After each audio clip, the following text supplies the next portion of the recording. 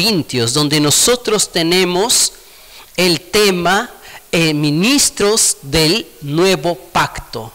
Ministros del nuevo pacto. Queridos hermanos, hemos visto por 6 meses, hemos visto la experiencia del apóstol Pablo, su experiencia, y también trasladando a nosotros un llamado para que nosotros podamos ser vasos, para que podamos ser espejo, para que podamos ser canales, para que podamos llevar la palabra de Dios a otras personas.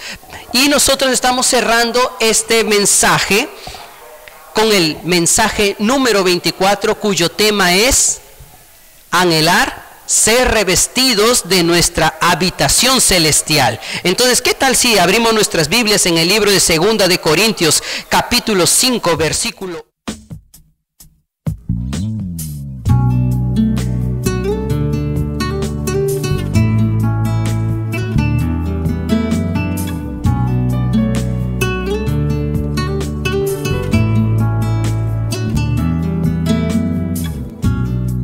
Prometió Dios un cielo azul,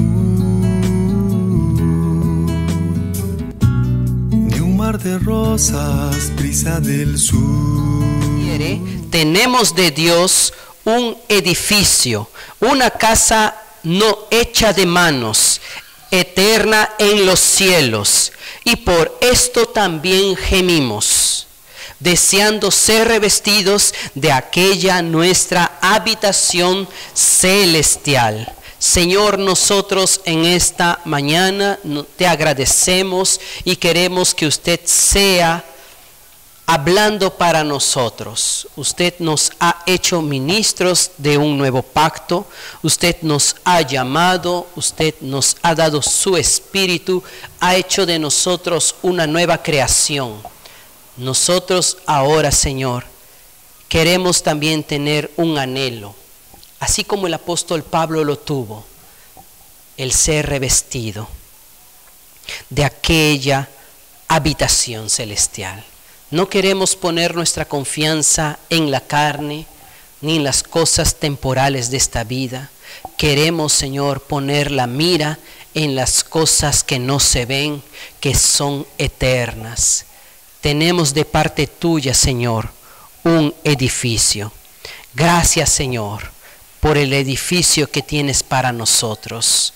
Oh, Señor Jesús, habla para nuestra necesidad. Amén. Alabado sea el Señor.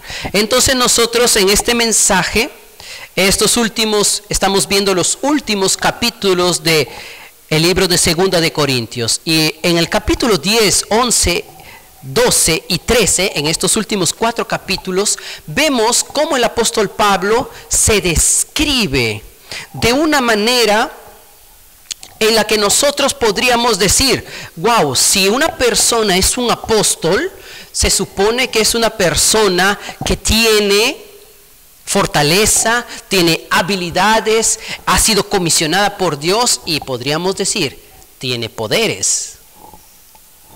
¿Cierto?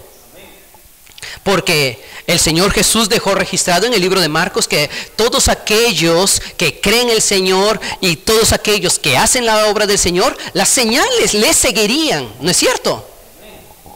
Y yo te quiero preguntar a ti, querido hermano, querida hermana, yo te quiero preguntar en esta mañana, ¿tú qué impresión tienes del apóstol Pablo? ¿El apóstol Pablo era una persona fuerte o era una persona débil? ¿Una persona? Fuerte.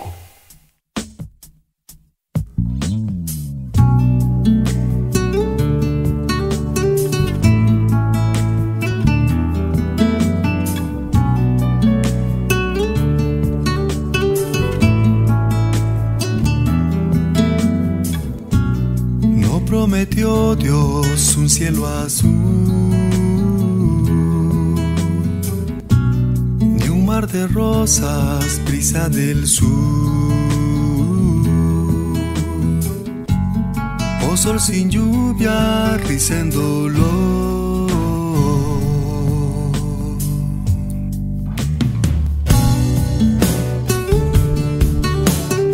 Si quieren ser fuertes, levante la mano. ¿Y quienes piensan que es mejor ser débil? Levante la mano. ¿Y quién no sabe ni una ni otra? Levante la mano.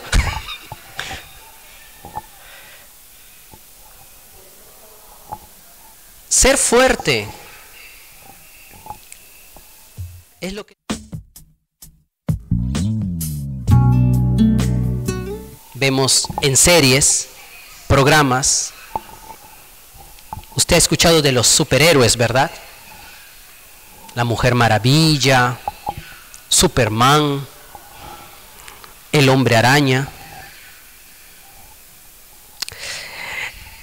Y desde jóvenes, adultos, niños, siempre valoramos esa clase de fortalezas, personas que se sobreponen sobre todas las cosas y que están ahí en pos de salvar a la humanidad, ¿cierto?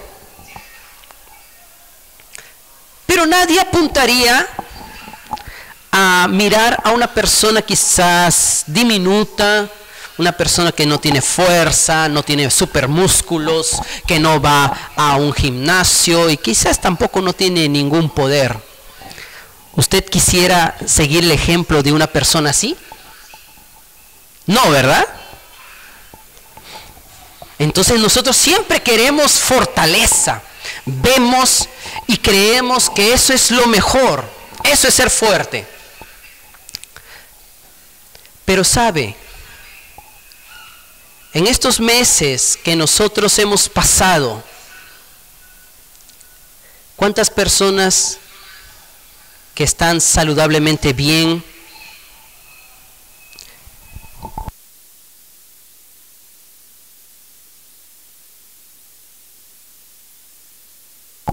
amén?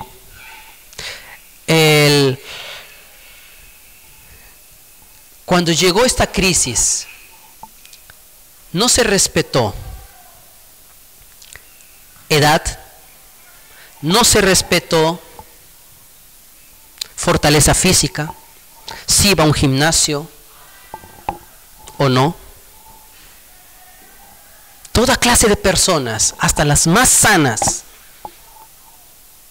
fueron tocadas por este virus. ¿De qué sirve ser fuerte? ¿En qué nos sirve ser fuertes? ¿Sabe? Había una persona que era muy fuerte. Esta persona se llamaba Saulo. Saulo de Tarso era una persona muy fuerte. Era un joven que no pasaba más de 20 años. Y en sus 20 años de edad, él tenía cualidades de arruinar a las personas. Era una persona que amenazaba, una persona que criticaba, una persona que buscaba culpables, una persona que encarcelaba, que discutía, que se esforzaba, que no dormía, que buscaba confundir. Y no solamente eso,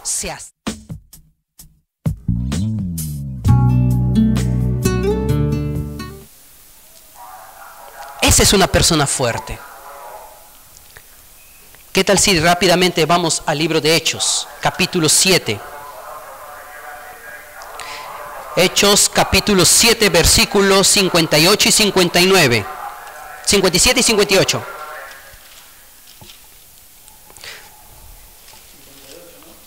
57 y 58, dice así: entonces ellos, dando grandes voces, se taparon los oídos y arremetieron a una contra él. ¿Contra quién? Contra Esteban. Y echándole fuera de la ciudad, le apedrearon, y los testigos pusieron sus ropas a los pies de un joven que se llamaba Saulo. Capítulo 8, versículo 1. Y Saulo consentía en su muerte. En aquel día hubo gran persecución contra la iglesia que estaba en Jerusalén, y todos fueron esparcidos por las tierras de Judea y de Samaria, salvo los apóstoles.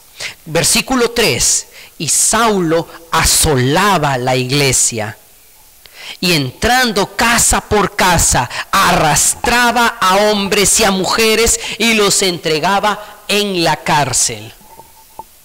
Este es un joven que era fuerte. un hombre fuerte en su ser natural. Porque lo que tenía en mente era llevar presos a todos los cristianos, a todos los seguidores de Jesús.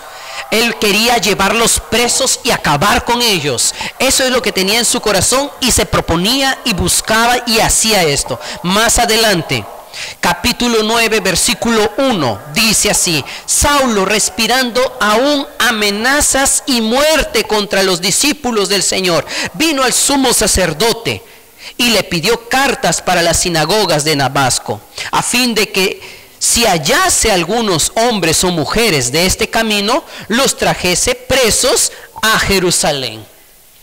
Entonces aquí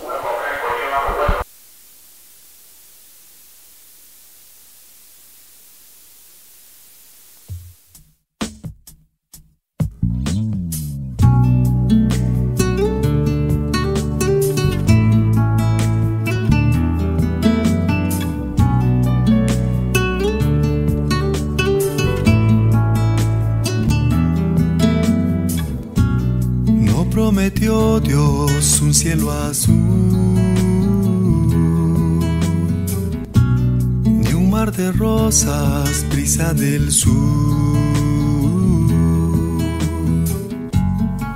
Aleluya. Entonces Saulo buscaba prender a todos los cristianos, llevarlos presos, matarlos. Ese era su fin. Pero un día, alabado sea el Señor, una luz en el camino resplandeció sobre él y él se hizo cristiano también. Ningún hombre podría haberle predicado a Saulo, pero fue el mismo Dios, el mismo Señor que se le apareció a Saulo y le dijo: Saulo, Saulo, ¿por qué me persigues? Este hombre fuerte, ¿sabe lo que el nombre de Saulo? ¿Qué es lo que significa? Saulo significa grande. Saulo es grande.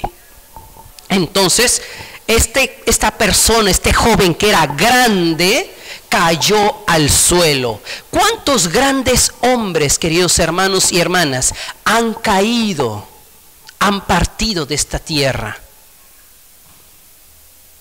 por medio de esta crisis que hemos atravesado en estos meses?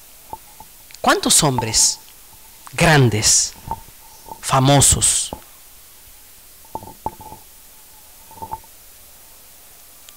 Hermanos, no sirve ser fuerte. Cuando uno apela a esa fortaleza natural, vamos a ver, va perdiendo algo que se llama gracia, va perdiendo la oportunidad de recibir las promesas del Señor. Entonces Saulo se convirtió y él llegó ahora a ser otra persona. Él se convirtió ahora en Pablo. Aleluya. Este Saulo, llamado grande, ahora pasó a ser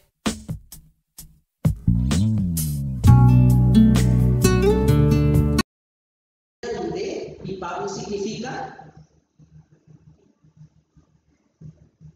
¿cómo? Pablo es pequeño. Aleluya.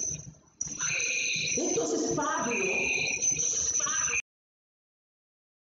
Dios, vamos a ver rápidamente también capítulo 4, versículo 18. Voy a pedir a algunos hermanos que lo puedan leer, por favor.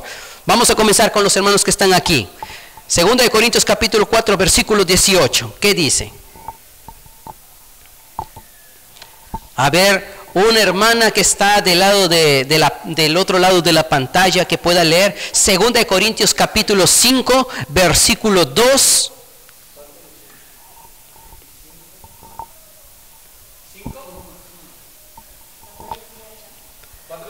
4:18. A ver, los hermanos que están aquí presentes. No mirando nosotros las cosas que se ven, sino las que no se ven, pues las cosas que se ven son temporales, pero las cosas que no se ven son eternas. Amén. Ahora, Los que están detrás de las pantallas, 2 Corintios 5:2.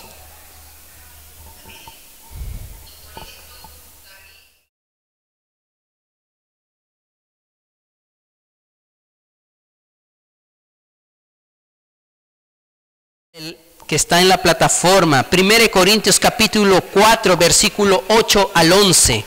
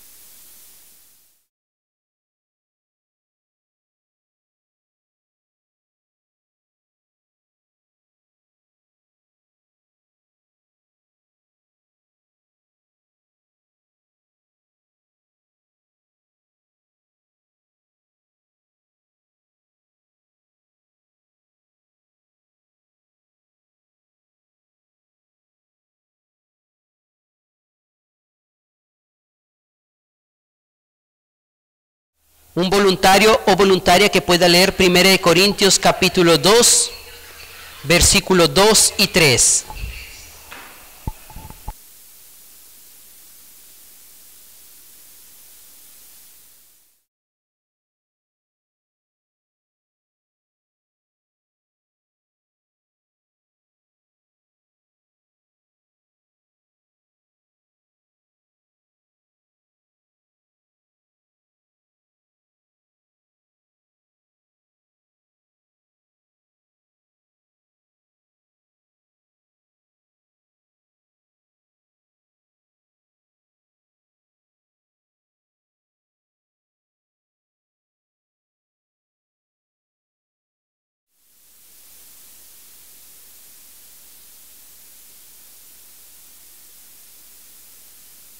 Amén. Entonces nosotros tenemos ahora en pantalla ya. ¿Qué decisión quieres tomar, hermano o hermana? ¿Tú quieres ser Saulo el fuerte o quieres ser Pablo el débil? Hermanos, yo quiero ser Pablo el débil. Saulo el fuerte no trae nada bueno. Aún más, cuando él se convirtió, cuando Saulo se convirtió y estuvo reuniendo, nadie quería estar con él. Nadie quería estar con Saulo, le tenían miedo. Y cuando hubo una persona llamada Bernabé, lo trajo a la comunión, lo trajo a la reunión, él cuidó de él. Y luego lo enviaron a otra ciudad. ¿Y sabe lo que dice la Biblia? Las iglesias tenían paz, porque ya no estaba este hermano. Una persona en su ser natural, queridos hermanos, queridas hermanas, lo único que hace es discutir, buscar tener la razón, argumentar, criticar, chismear, prender, fiscalizar, condenar. Da miedo. Yo te pregunto, hermano, hermana, con una persona así, con un hermano así en la iglesia, ¿te gustaría andar? Creo que te daría miedo, ¿verdad? No seamos esas personas. Elijamos ser como Pablo. Y Pablo llegó a decir en 2 Corintios capítulo 12, si me acompañan, hermanos, 2 Corintios capítulo 12, versículo 1, dice: ciertamente no me conviene gloriarme, pero vendré a las visiones y a las revelaciones del Señor. Versículo 2: conozco a un hombre en Cristo que hace 14 años Si en el cuerpo no lo sé, si fuera del cuerpo no lo sé, Dios lo sabe, fue arrebatado hasta el tercer cielo. Aquí hay algo precioso. Pablo habla de que él conoce a un hombre en Cristo. Hermano, hermana, nuevamente, ¿qué tal si le preguntas al hermano o a la hermana de tu costado? ¿Tú quieres ser un hombre en Cristo o un hombre en la carne?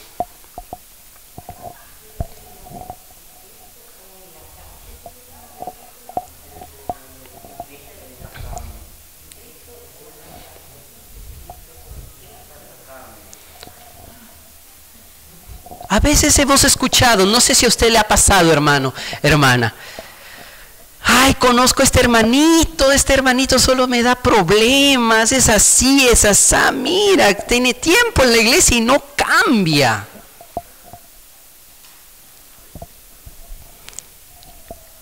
Siempre sigue así. ¿Eso es conocer a un hombre en Cristo o conocerlo según la carne?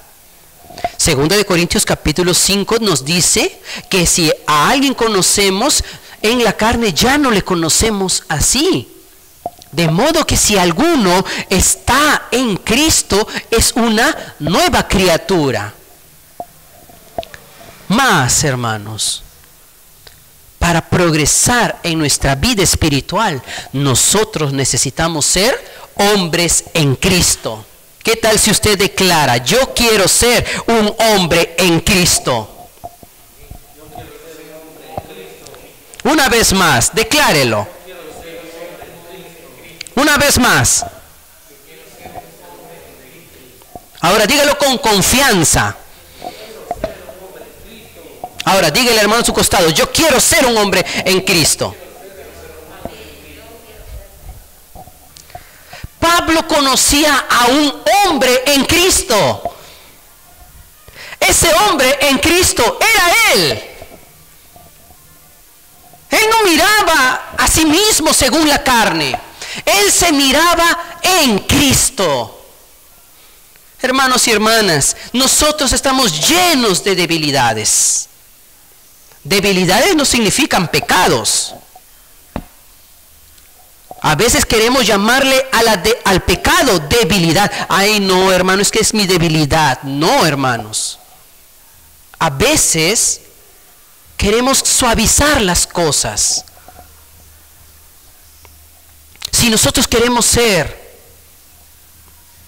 un hombre en Cristo, necesitamos reconocer una cosa: somos débiles. Somos débiles, hermanos. Pero sucede que en los tiempos del apóstol Pablo había un grupo de personas que no se consideraban nada débil. Ellos eran los judaizantes, y estos hombres que habían creído en el Señor, que venían de Jerusalén, ellos eran judíos según la carne, y ellos estaban viajando siguiendo los pasos del apóstol Pablo para no hacer la obra de Dios, sino para confundir a los hermanos en la fe, para confundirlos, para convencerlos de que el apóstol Pablo no era en verdad un apóstol, de que en verdad el ministerio que estaban siguiendo del apóstol Pablo no era nada. Por eso que estos últimos capítulos de Segunda de Corintios, Pablo abre su corazón. Hermanos y hermanas, yo te pregunto, ¿te es fácil abrir tu corazón a los demás? Las personas fuertes gritan. Las personas fuertes tratan de mostrarse bien seguras, pero sabe, a veces por dentro son muy inseguros. A veces por dentro se sienten solos, se sienten vacíos, sienten que necesitan ayuda, pero no la piden. ¿Por porque son fuertes. Y ya cuando pasó toda la tormenta y cuando realmente no puede más, dice una cosa: ayúdenme. Eso es orgullo. Amados hermanos, amadas hermanas, los judaizantes venían llenos de orgullo. Y ellos hablaban de que el verdadero apóstol era Pedro, de que la verdadera tradición que los hombres deberían de seguir, los que creen en Jesús, era la religión judía. Las tradiciones judías eran necesarias de respetarlas. Todo lo que ellos conocían era superficial, era solamente la ley de Moisés del Antiguo Testamento, pero no tenían una experiencia con el Señor de vida, con el Señor como el Espíritu. No tuvieron ellos esa experiencia. Y ellos se mostraban bastante fuertes, osados, desafiantes. Por eso que en 1 Corintios capítulo 8, versículo 1 nos dice que el conocimiento envanece, pero el amor edifica. Hermanos, a veces el conocimiento puede hincharnos de orgullo. Los judíos, los judaizantes eran creyentes. Ellos habían creído en el Señor, pero estaban muy hinchados de orgullo de la tradición que ellos seguían. Por siglos, por años, ellos guardaban la ley de Moisés, sabían la ley de manera recordada, sabían de memoria la ley. Ellos podían recitar todos los 5 libros de Moisés, el Pentateuco lo podían recitar. Mas, ¿dónde estaba el amor a las personas? Por eso que Pablo dice: conozco a un hombre en Cristo, y él tiene que abrir su corazón. Tuvo que abrir su corazón y mostrar parte de sus experiencias íntimas con el Señor. No sé si a usted les ha escuchado antes. En algunas oportunidades yo he escuchado, cuando uno tiene comunión con los hermanos, con las hermanas, uno sabe escuchar que algunos dicen: no sé si aquí, yo no, hermanos, no le puedo contar nada a nadie, porque solamente eso es entre el Señor y yo. Es entre Dios y yo, hermano. ¿Por qué le tengo que decir a los hermanos?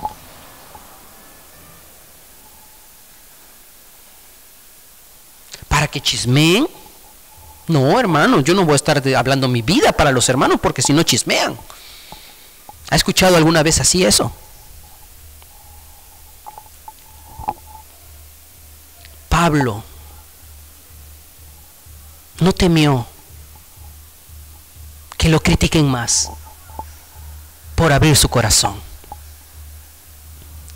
Él nos dice así: y conozco al tal hombre, si en el cuerpo o fuera del cuerpo, no lo sé, Dios lo sabe.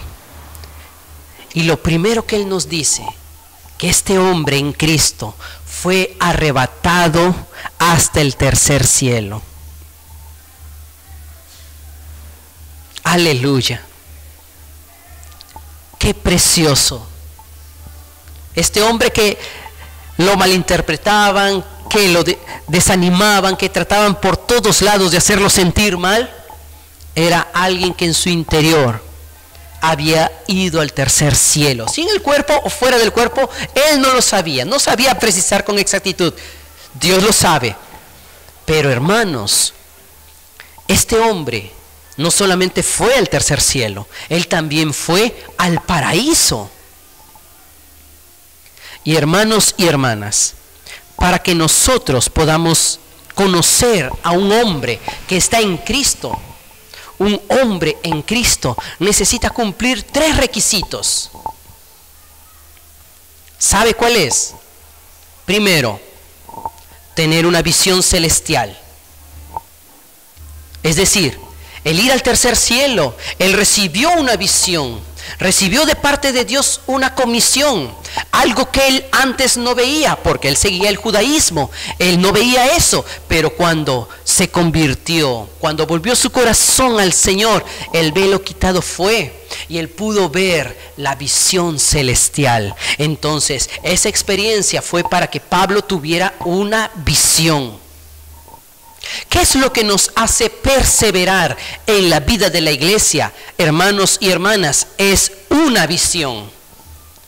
Si no tenemos visión, tarde o temprano, nos podemos aburrir de la vida de la iglesia. Por la forma de palabra, hemos escuchado varios hermanos, la manera como se comparte, cómo nos reunimos. Lo que nos hace mantenernos y perseverar es la visión que hemos recibido. Hermano, hermana, usted ya recibió esta visión. Esta es una visión que no se puede transferir. Yo no te puedo transferir la visión, querido hermano, querida hermana. Es algo que usted necesita verlo. Algo por lo cual usted necesita orar a Dios. Señor, revélame la iglesia. Señor, revélame el cuerpo de Cristo. Señor, revélame cuál es mi función aquí en la iglesia. Eso es tener visión celestial. Si usted ora así, déjeme decirle, Dios va a responder. Con Pablo fue lo mismo, lo llevó al tercer cielo y le dio palabras que no le es fácil al hombre expresar, porque eran palabras inefables. En el versículo 3 dice también, en el versículo 4, fue arrebatado también al paraíso. Y en el paraíso nosotros hemos leído en el alimento diario, en esta semana, vimos que este lugar llamado Hades tiene 2 compartimientos, tiene 2 cuartos, 2 cámaras o 2 salas de espera. El Hades es el lugar hacia donde van todos los muertos. Todos los muertos van hacia el centro de la tierra. Ningún muerto va al cielo. Hay una creencia, inclusive pensamos que los muertos están todavía aquí en la tierra, pero no, hermano.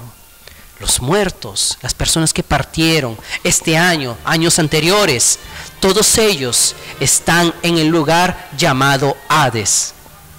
Y en este Hades hay 2 secciones.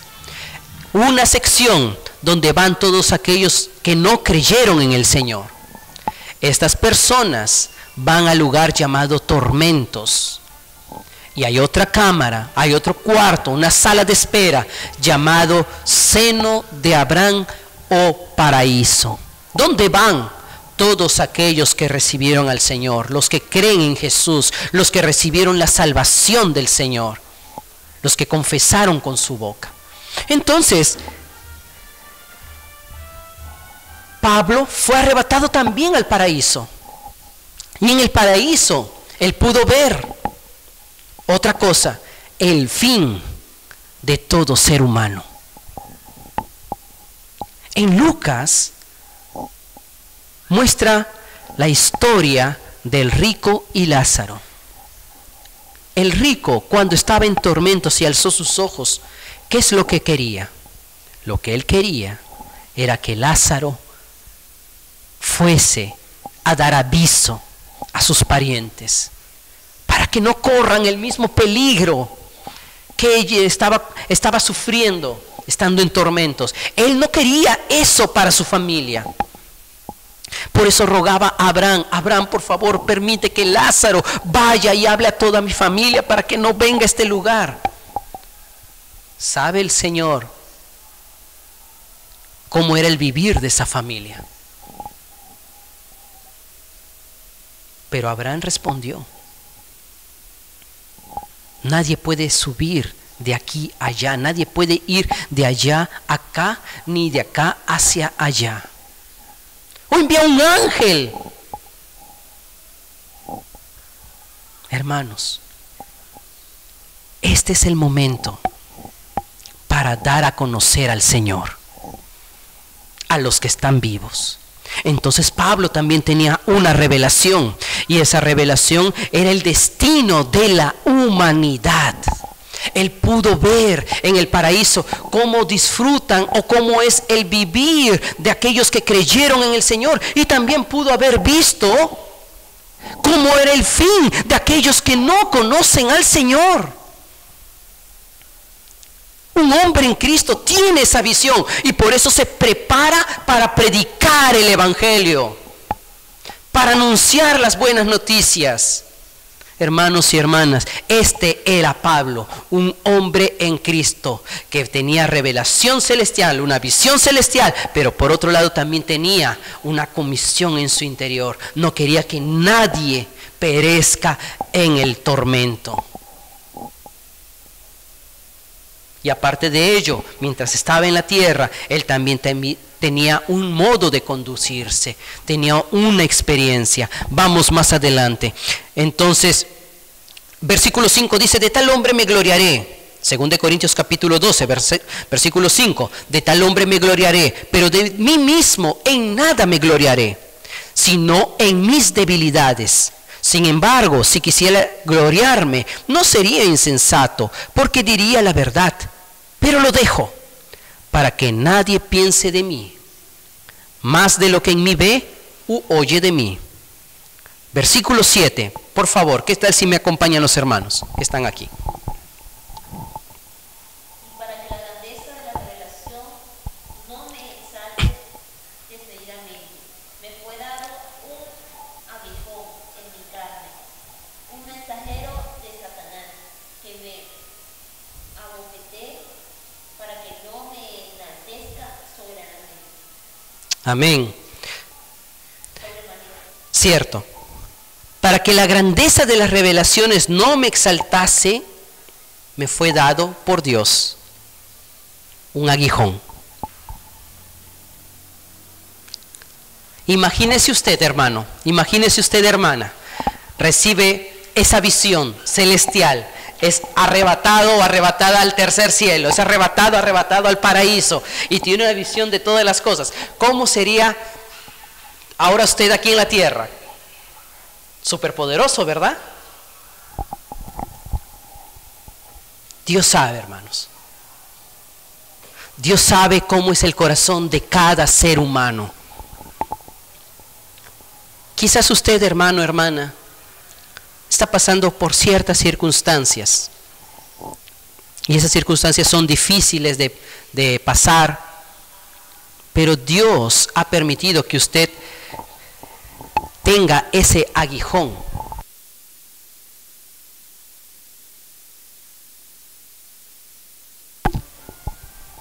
Ese aguijón. Ese aguijón es diferente para usted, para mí, del hermano de mi costado, de mi otro hermano del otro costado. Dios conoce lo que tú necesitas, y de acuerdo a lo que usted necesita pasar, le da ese aguijón. Ese aguijón no es una aguja de coser, no es una aguja para pinchar con las inyecciones, no. Esa aguja o aguijón está relacionado con las tiendas. En el Antiguo Testamento, las carpas que se montaban eran colocadas con estacas en la tierra para sostener la fuerza del viento, para sujetar, para anclar. Entonces, esas anclas, a eso se refería el apóstol Pablo, con decir: recibí un mensajero de Satanás, un aguijón en mi carne, recibí una estaca que me asegure al piso, que me mantenga humilde, para que no me enorgullezca, para que no me enaltezca sobremanera. versículo 8 nos dice así. ¿Qué tal si un hermano de la plataforma nos ayuda?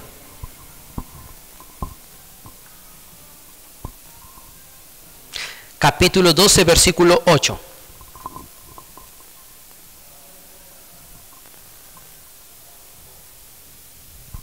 Amén.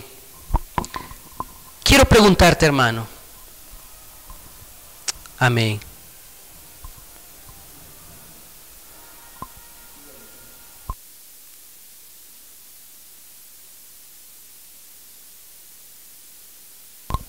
Amén.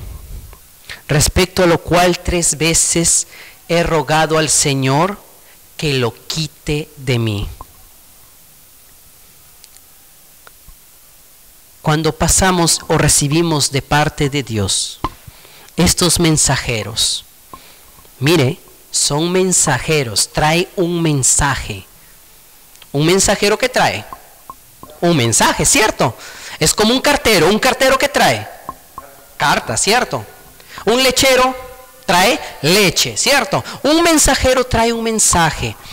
Hermano, hermana, ¿tú has entendido los mensajes que Dios te da? ¿Entendemos los mensajes que Dios nos da cuando atravesamos ciertas circunstancias? ¿Entendemos el mensaje? Pablo entendía este mensaje. Y cuando él entendía este mensaje, él hacía una cosa: él oraba a Dios. Por eso el versículo 8 dice: respecto a lo cual rogué al Señor 3 veces. Hermanos, cuando viene un aguijón, cuando viene una circunstancia, ese es un mensaje que Dios nos está llamando a la comunión. Dios me está llamando a la comunión. Y en la comunión, ¿yo qué hago? Ruego al Señor. Pablo aquí no tiene miedo de decir: yo he rogado al Señor que lo quite de mí, ese dolor, ese mal que tengo en mi cuerpo. He pedido al Señor 3 veces que lo quite de mí. Hermanos, nosotros también, cuando reconocemos nuestra debilidad, cuando reconocemos que somos débiles, lo que más pedimos o preguntamos al Señor es: Señor, aparta esta situación de mí, ya no puedo más. Eso no es.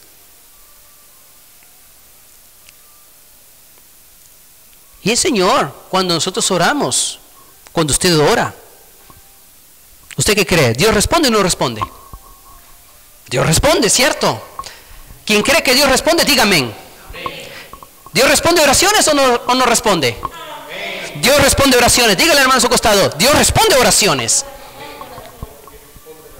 Y sabe, aquí Dios responde una oración de Pablo. Y esta oración, en el versículo 9, nos dice así: y me ha dicho. Wow, Dios respondió. Pablo estaba orando, Dios responde. Y me ha dicho, eso ya es una respuesta. ¿Qué me ha dicho? Vamos a leer juntos. Y me ha dicho: bástate mi gracia. ¿Cuál es la respuesta del Señor? ¿Voy a quitar el aguijón? A veces el Señor responde con sí: voy a quitar. A veces oramos por trabajo, el Señor da trabajo. A veces pedimos por salud, el Señor nos restaura la salud. A veces pedimos por ciertas cosas y el Señor responde positivamente. Pero hay momentos también en el que el Señor, oramos un día, oramos una semana, oramos un mes, y el Señor está escuchando, pero también está respondiendo. ¿Y qué es lo que responde? Basta mi gracia. Te basta mi gracia. Lo que significa: mi gracia es suficiente. ¿Qué más? ¿Qué dice el versículo? Vamos a seguir leyendo. mi poder. Amén. Una vez más, bástate mi gracia, porque mi poder se perfecciona. ¿En dónde es que Dios perfecciona su poder? Yo te pregunto, hermano, hermana, ¿tú quieres ser fuerte o quieres ser débil? Porque una persona débil recibe la gracia de Dios, pero una persona fuerte no recibe la gracia de Dios. Dios lo deja, vaya, siga haciendo. ¿A usted cree que lo va a poder hacer? Vaya. Hermanos, esta es la respuesta del Señor. A veces cuando oramos y intercedemos, gemimos, clamamos al Señor, pensamos, hoy el Señor no me responde todavía, pero el Señor ya respondió. El Señor dice, basta, te es suficiente mi gracia. Por eso cantamos al inicio de la reunión, ¿verdad? Nada es más precioso que Cristo en mi espíritu. Puede todo acabar, pero aquí Él estará. Señor Jesús, socórreme en mis flaquezas. Sé que tu vida, que he probado cada día, es suficiente. Esto es lo que Pablo, hermanos y hermanas, es lo que él experimentó. Por tanto, el versículo continúa diciendo, ¿qué es lo que dice el versículo? Por favor, los hermanos de la plataforma, que nos ayuden en la lectura.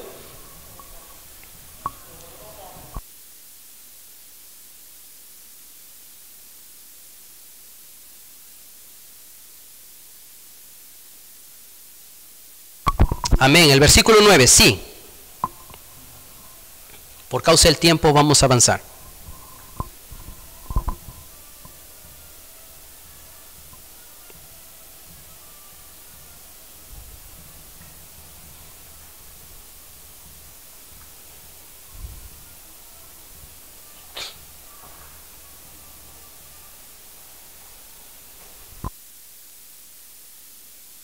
Aleluya. Por tanto, de buena gana me gloriaré. Aquí en el versículo que nosotros tenemos en la nueva, en la traducción lenguaje actual dice, me ha dicho, ¿te basta mi gracia? ¿Qué tal si lo leemos los que tenemos aquí en la pantalla? Los que tienen en la pantalla también. Pues mi poder se perfecciona en la debilidad. Por tanto, con muchísimo gusto. En voz alta, vamos a leer. Me gloriaré más bien en mis debilidades, para que el poder de Cristo more en mí. Una vez más. Por tanto, con muchísimo gusto me gloriaré, más bien en mis debilidades, para que el poder de Cristo more en mí. Hermanos, yo quiero ser débil. No quiero guardar más las apariencias. No quiero pretender ser un hombre intachable. Hermanos, mientras estamos aquí en la tierra, todavía tenemos debilidades. Áreas en las que el Señor necesita trabajar aún y está trabajando. Pero cuando nosotros reconocemos ello, Dios puede trabajar. Aquí dice, con muchísimo gusto. Yo creo que en los tiempos del apóstol Pablo, como la cultura griega era la que predominaba en la región de Corinto, ellos daban mucho valor a las personas atléticas, a las personas fitness, o las que hacen gimnasio, pesas, y tienen su six-pack, ¿no? Marcado. Ellos daban valor a esa clase de personas porque eso era la fortaleza, denotaba fortaleza. Mas hermanos, nuestra fortaleza viene del Señor. nuestra fortaleza viene cuando nosotros reconocemos que somos débiles, cuando nosotros reconocemos que somos frágiles, cuando nosotros reconocemos que somos mortales, cuando nosotros invocamos el nombre del Señor. Oh Señor Jesús, hermano, un fuerte, déjame decirte algo, un fuerte no invoca. Un independiente, una persona que se cree fuerte, no invoca el nombre del Señor. Cuando estás discutiendo, hermano, ¿tú invocas el nombre del Señor, te vuelves al Señor o sigues la discusión? Eso es un fuerte.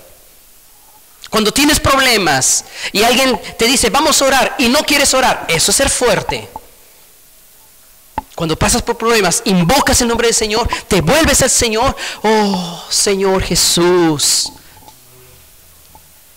Hermanos, ¿cuántas veces yo también he tenido que ser avergonzado? Pero a lo largo de estos meses, en estos 7 meses, he aprendido a invocar más el nombre del Señor. En las debilidades, en las aflicciones, en las situaciones, en los problemas, hermanos. Porque invocar el nombre del Señor es para los débiles. Génesis capítulo 4, versículo 26. Ya con eso concluimos, hermanos. 25 y 26. Y conoció a Adán de nuevo a su mujer, la cual dio a luz un hijo. Y llamó su nombre Set, porque dijo Dios, me ha sustituido otro hijo en lugar de Abel, a quien mató Caín. Y a Set también le nació un hijo, y llamó su nombre Enós. Enós, en la Biblia, significa débil, frágil y mortal. Repita conmigo, ¿qué significa Enós? ¿Por qué pusieron ese nombre al hijo de Set? Porque antes hubo un fuerte llamado Caín. Este hombre fuerte le echó la culpa a Dios, se fue y le culpó, le dijo, ahora me echas de tu presencia, me esconderé y cualquiera que me viere me va a matar. Mira cómo eres Dios conmigo. ¿No es así? Hay personas que se quejan de Dios. Existen personas así, hermanos. Y creyentes también.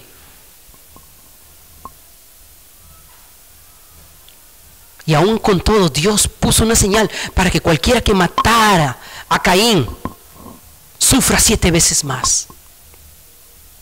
Pero aquí hubo una generación que reconoció que no podía vivir sin la presencia del Señor. Una generación que comenzó a invocar el nombre de Jehová. Entonces, cuando nació Enós, cuando nació este hombre que era débil, frágil y mortal, los hombres comenzaron a invocar el nombre del Señor. ¿Cómo? Oh, Señor Jesús. Oh, Señor Jesús. ¿Qué tal si hacemos una respiración de vida, hermanos, todos juntos? Oh, Señor Jesús. Oh, Señor Jesús. Oh, Señor Jesús. Una vez más. Oh, Señor Jesús. Si usted tiene una carga pesada, este es el momento para soltarla. Oh, Señor Jesús. Reciba al Señor, hermanos. Reciba al Señor, hermana. Oh, Señor Jesús. Recíbalo como vida. Recíbalo como aliento. Recíbalo como su paz. Una vez más, invoquemos todos juntos. Oh, Señor Jesús. Mientras más veces, hermano, mientras más veces, hermana, usted invoca este precioso nombre, más el poder de Dios reposará en ti. Y ya no serás débil. Pablo dijo, cuando soy débil, soy fuerte. ¿Por qué? Porque él tenía la presencia del Señor. Oh Señor Jesús, alabado sea el Señor, hermanos. Bueno, por causa del tiempo, quedamos aquí, hermanos. Quedamos ahora para que ustedes puedan compartir también. Amén.